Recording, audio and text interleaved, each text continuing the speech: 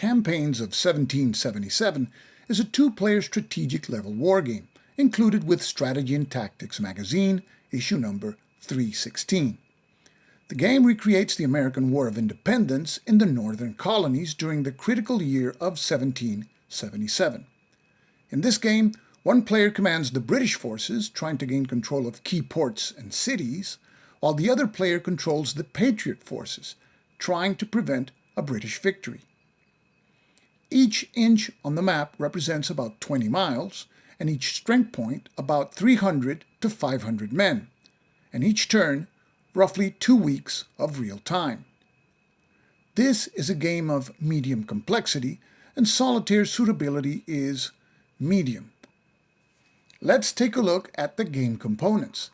The game includes one 22 by 34 inch map sheet depicting the American colonies north of Pennsylvania and Maryland. The map is divided into spaces connected by lines to regulate movement. The map spaces include cities, countryside spaces, small forts, large forts, and ports. There are various types of connecting lines, such as rural connectors, rough connectors, water connectors, and some which are dual connecting types. The map also contains the charts and tables needed to play the game, such as the turned record track and the leader escape table. There's also a chart specifying the British victory conditions, as well as charts that summarize modifiers for avoiding battle, interceptions, and reinforcing battles. There are summaries also of modifiers that are used to calculate the number of dice rolled during a battle or when storming a fort. There's also a space for holding boxes for each side's leaders, as well as for available supply units.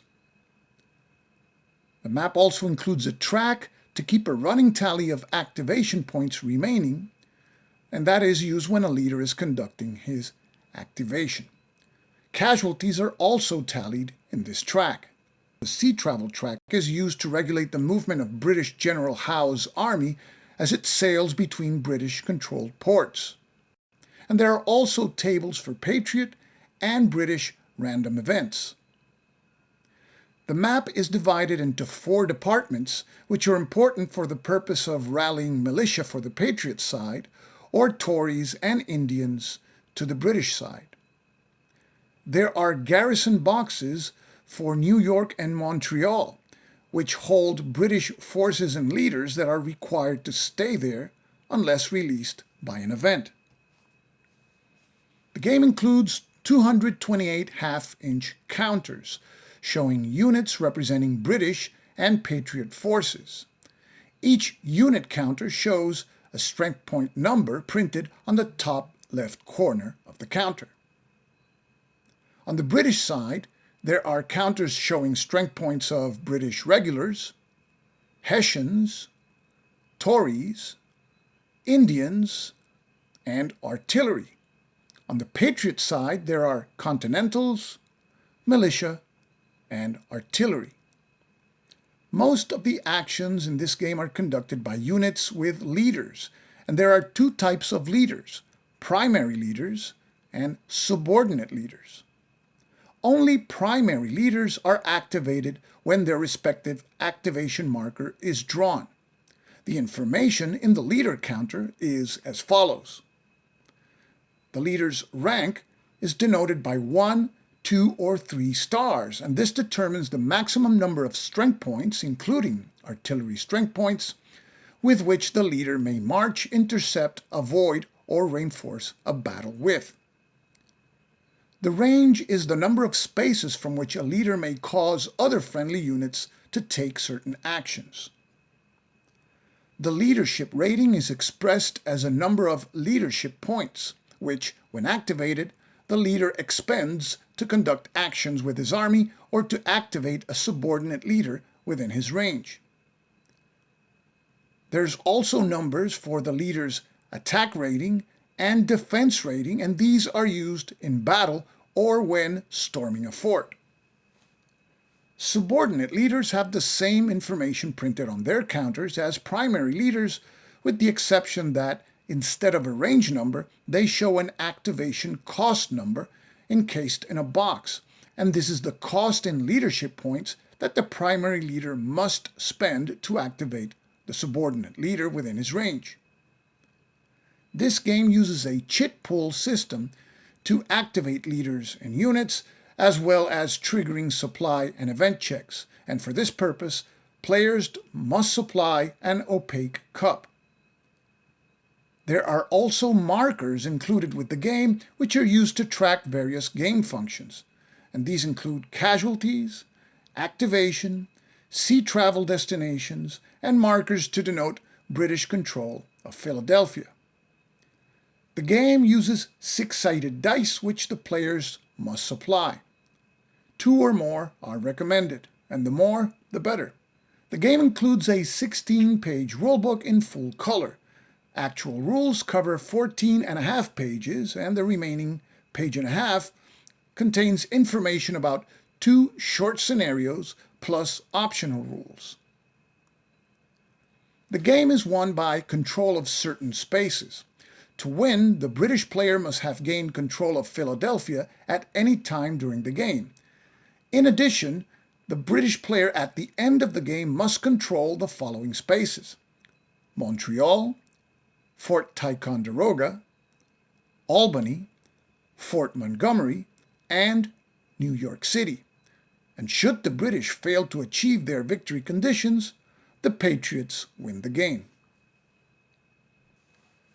The game lasts 10 turns from June to October of 1777. Let's take a look at the sequence of play. Each turn consists of the following 4 phases. The beginning of turn phase starts with the British player rolling dice to rally Tories and Indians, while the Patriot player rolls to determine if a leader will rally militia. Next, the British player may conduct sea travel with Howe's army by advancing his units on the sea travel track 1 space, or by exposing their destination if they begin the phase on the turn 2 box. In the last step of this phase, any army that is under siege may sortie from the fort and immediately resolve a battle. In the initiative phase, each player rolls 2 dice, adding the result to the number of casualties suffered by his opponent. The high roller gains the initiative, which allows him to determine which primary leader from either side will conduct the first action of the upcoming action phase. All remaining leader activation markers go into the cup, together with supply check and random event markers. The action phase consists of a series of rounds driven by markers drawn from the cup. A primary leader so activated may march with an army, normally 1 or 2 spaces, and execute operations, including activating subordinate leaders. If a supply marker for a side is drawn, a supply check is conducted of all that side's units, and units that are found to be out of supply at this time are so marked and suffer the reducing effects of attrition plus other effects of being out of supply. And these adverse effects last until the next time that the side's supply marker is drawn and the affected units are found to be in supply. If a random event marker for a side is drawn, the player rolls 2 dice and consults his random events table, implementing the event immediately.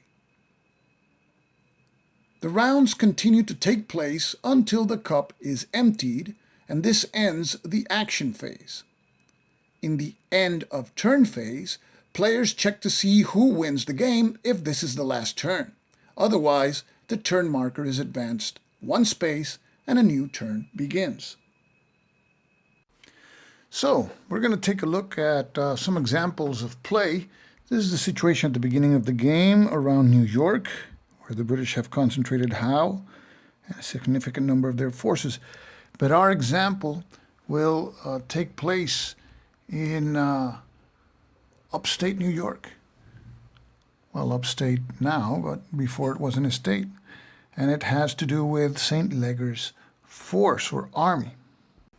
We're going to follow step by step the example that is in page 8 of the rulebook. So if you have the game and you want to follow along, you're welcome. And this example assumes that we are in the first turn of the game, and by special rule, the British have the initiative in the first turn. And the side with the initiative can pick one activation marker from a leader from any side to go first. So the British select the primary leader, St. Leger, to go first. Now, St. Leger is at Fort Oswego. And let's take a look at the forces that are in that fort space.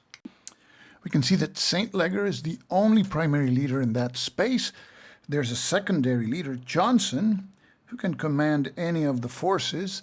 And then there's an Indian leader, Brant, who can only command Indian strength points. There's 5 British regulars, 2 Hessians, 3 Tories, and 5 Indian strength points. There's 1 artillery strength point and a supply train. Now, St. Leger has a rank denoted by 1 star. That means that he can only move with 5 strength points, including 1 artillery strength point. So there's much more than that in that space. So it may be a good idea for him to activate subordinate leaders during this activation. So St. Leger will take 5 British regular strength points, which is the maximum number of strength points he can take.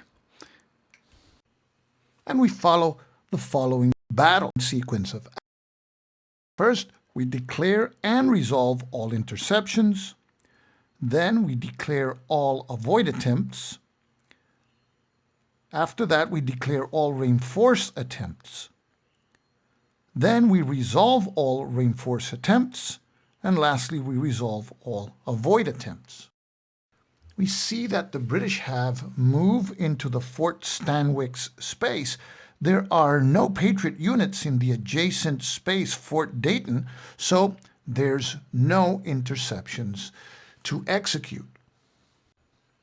We saw how the British entered Fort Stanwix, and the Patriots don't have any units adjacent to that space. Fort Dayton is empty, so there are no possible interception attempts.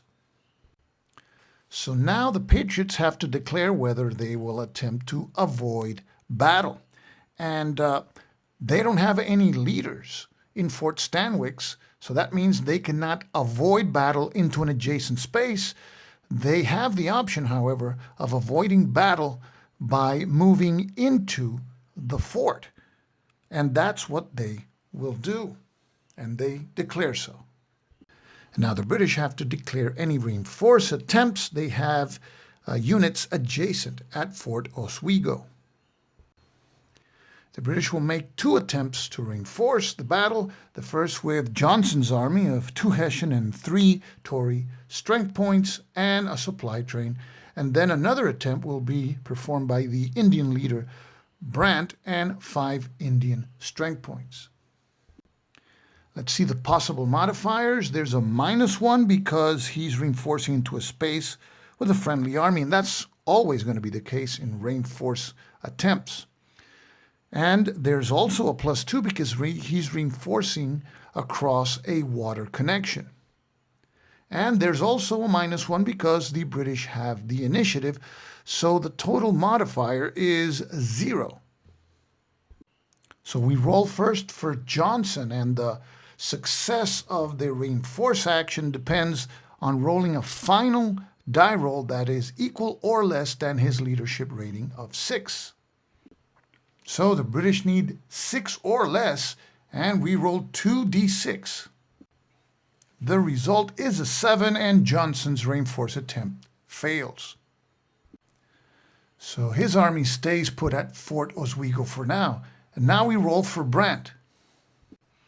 Notice that for Brant and his 5 Indian strength points, the same modifiers apply. So there is no modification. We roll 2d6. And the roll is a 6, which is less than Brant's leadership rating of 7. So he successfully reinforces the battle. And Brandt's army joins St. Leger's at Fort Stanwix. And now we resolve the avoid attempt, which in these cases, when an army is avoiding into a fort, is automatic.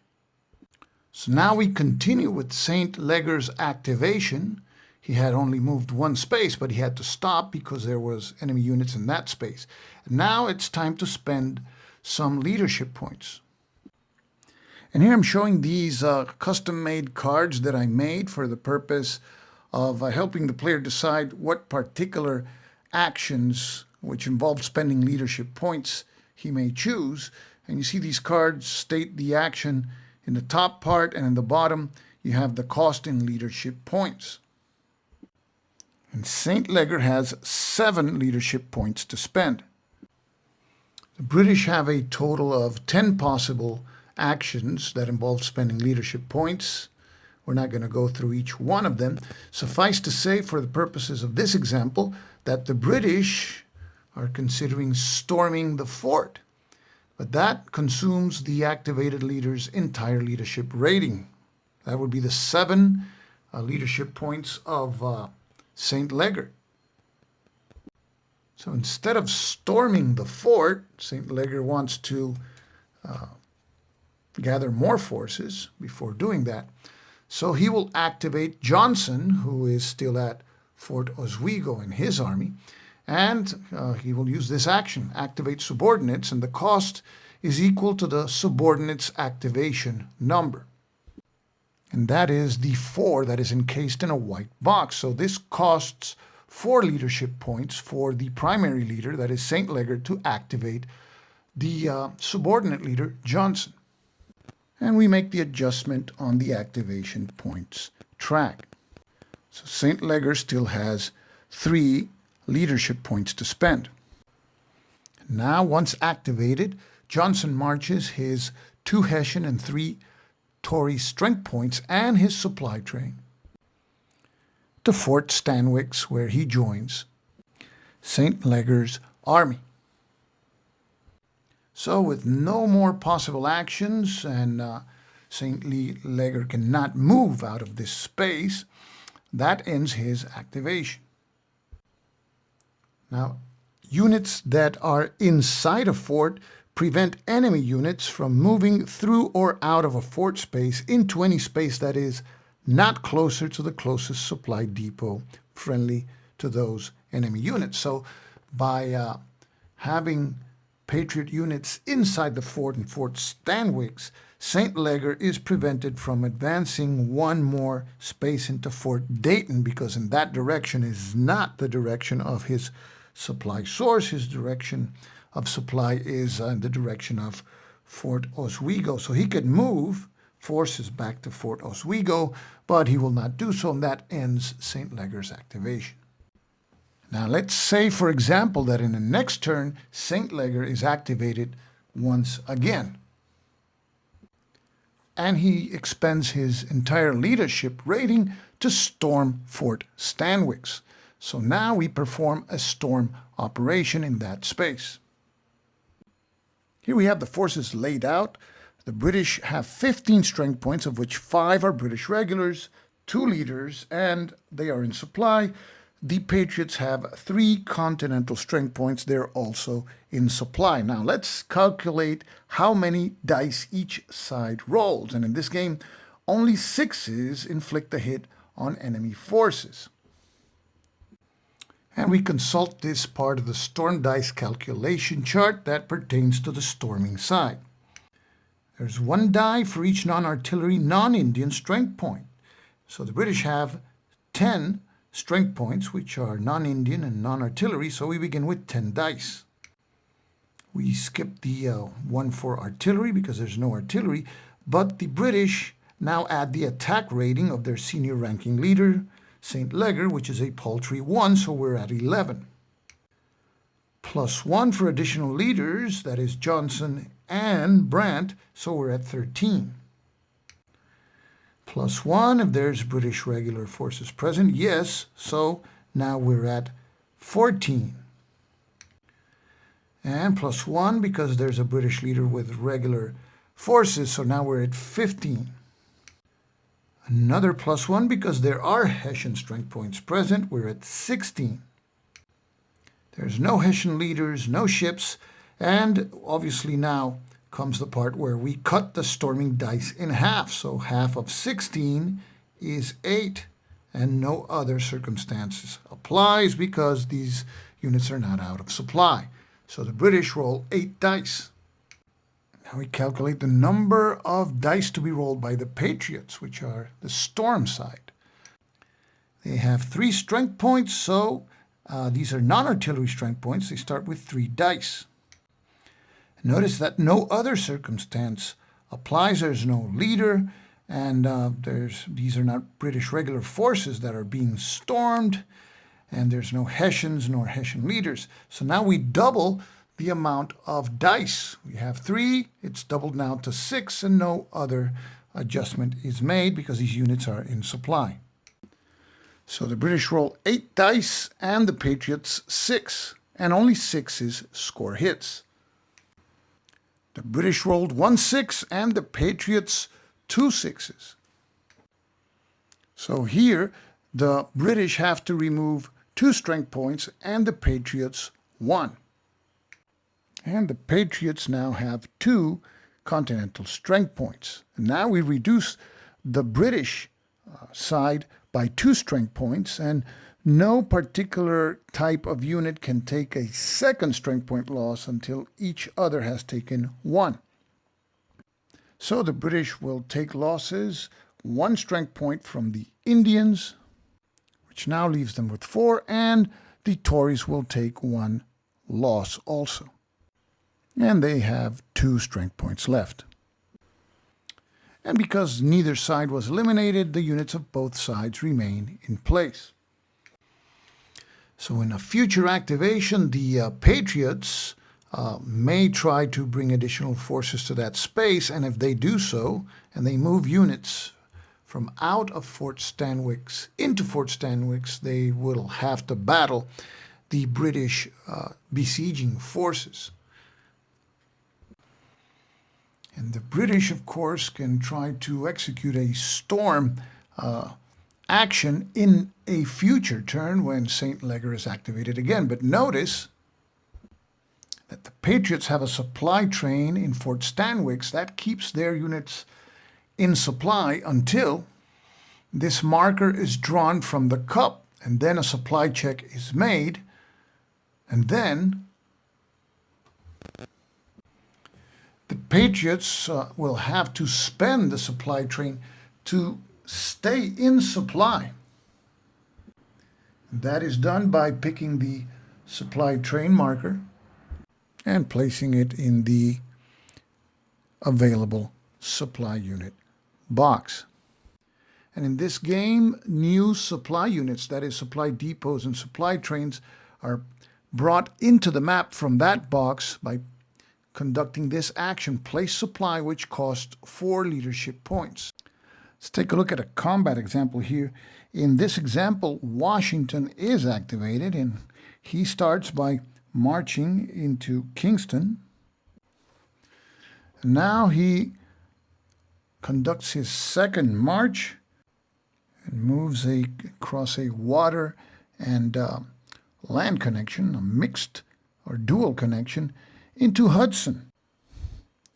And now we check for any interception attempts, and we see that von Kniphausen, a Hessian leader, is in an adjacent space at Stockbridge with 7 Hessian strength points, and he will attempt to intercept in order to join Howe. Let's see which modifiers apply, and for this purpose we assume that the Patriots have the initiative. The only one that applies is the -1 into a space with a friendly army. So the Hessians need a final dice roll with 2d6 of 7 or less, and there's a -1. We roll 2d6. The die roll is a 9 modified to an 8, and the Hessians come up short, and they are not able to intercept, so Howe is by himself for now. Now Washington will use some leadership points. to see if he can reinforce the battle. If we take a look south, we have the forces of Putnam and Stirling, but they're too far away. Most they could move is 2 spaces, and they will reach Kingston and not be in time to help Washington. However, in Albany, we have Schuyler. Before spending any leadership points from Washington, we can check to see if Schuyler and Herkimer can reinforce this battle. Let's take a look at the applicable modifiers. -1 applies for reinforcing into a space with a friendly army, and the Patriots have the initiative. That's another -1 for a total of -2. So we roll first for Schuyler, and his leadership rating is 7, and there's a -2 die roll modifier.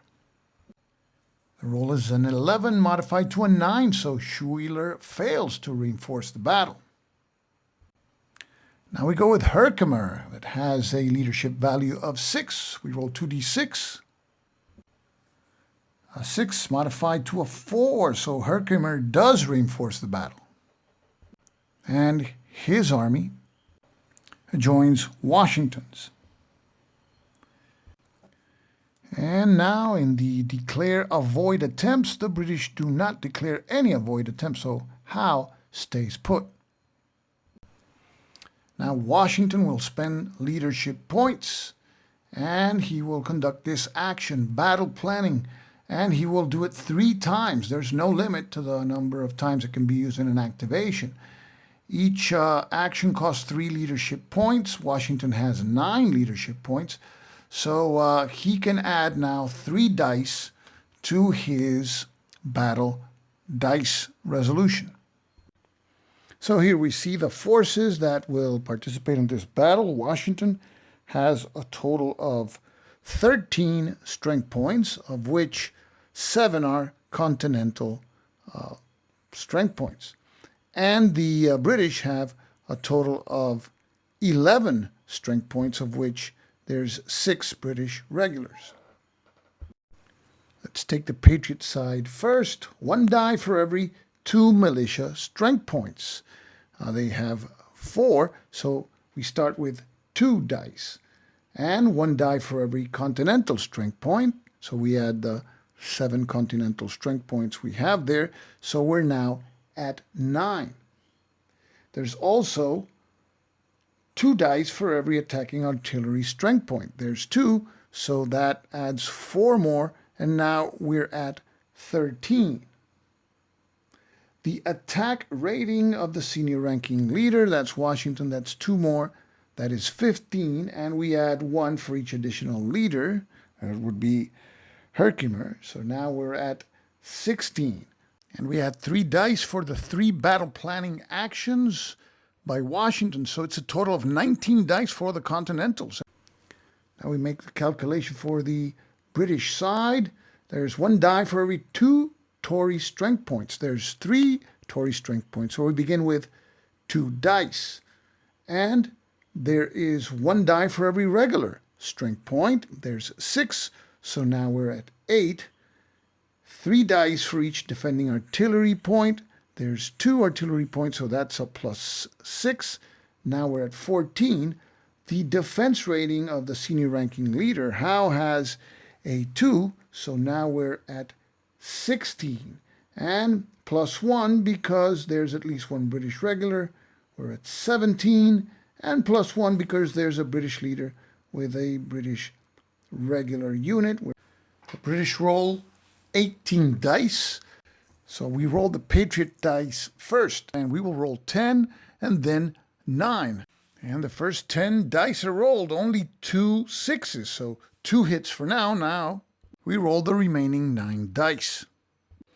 And 1 more 6 for a total of 3 hits.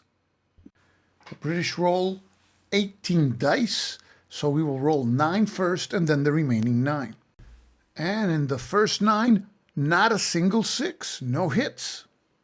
Now we roll the remaining 9 dice, and 1 6 rolled, so the British cause 1 hit. So a total of 3 hits inflicted on the British, 1 on the Patriots, and battles are won by the side that inflicts more hits on the enemy, so the Patriots win this battle, and the British have to retreat.